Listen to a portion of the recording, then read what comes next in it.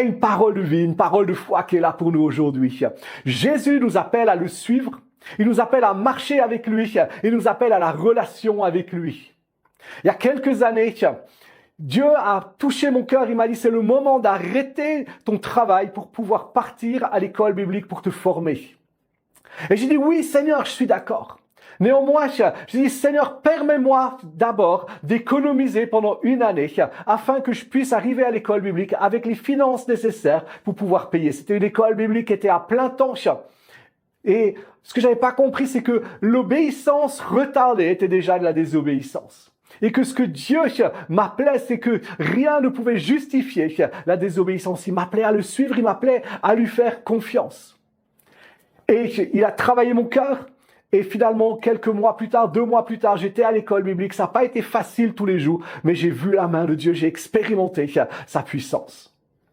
Et dans Luc 9, 59, on a cette histoire où ce récit où Jésus s'adresse à un homme et c'est un de ses disciples et il va lui dire « Suis-moi ». Et la réponse de cet homme, c'est de dire « Permets-moi d'abord d'aller enterrer mon père ». Comme pour moi, cette réponse pouvait sembler justifiée, de dire « D'abord, je vais aller enterrer mon père ». Pour comprendre ce que ça veut dire, c'est de dire que dans la pensée juive ou la tradition juive de l'époque, un enterrement pouvait durer une année.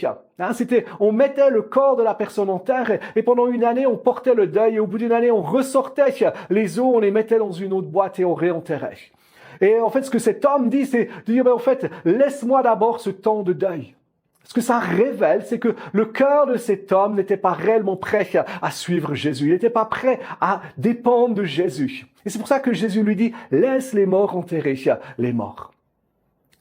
L'appel de Jésus est un appel à le suivre. C'est un appel à marcher dans ses projets, à marcher dans sa volonté. Dieu t'appelle à la relation. Et il désire te libérer de tout ce qui fait obstacle à sa présence, tout ce qui fait obstacle à cette dépendance. Je ne sais pas qu'est-ce que Dieu te demande de faire. Je ne sais pas quelles sont les choses que Dieu t'a parlé. Et peut-être qu'il t'a encore pas parlé et tu as besoin de prendre du temps devant lui. Mais j'aurais t'encouragé. Ne reporte jamais ton obéissance. Quand Dieu te parle, quand Dieu nous parle, soyons de celles et de ceux qui choisissons immédiatement de dire oui Seigneur, je suis d'accord. Oui Seigneur, je vais marcher dans tes projets. Je vais marcher dans ta volonté. Parce que il est celui qui a une vie extraordinaire pour nous. Et il nous appelle à cette relation où on est avec lui.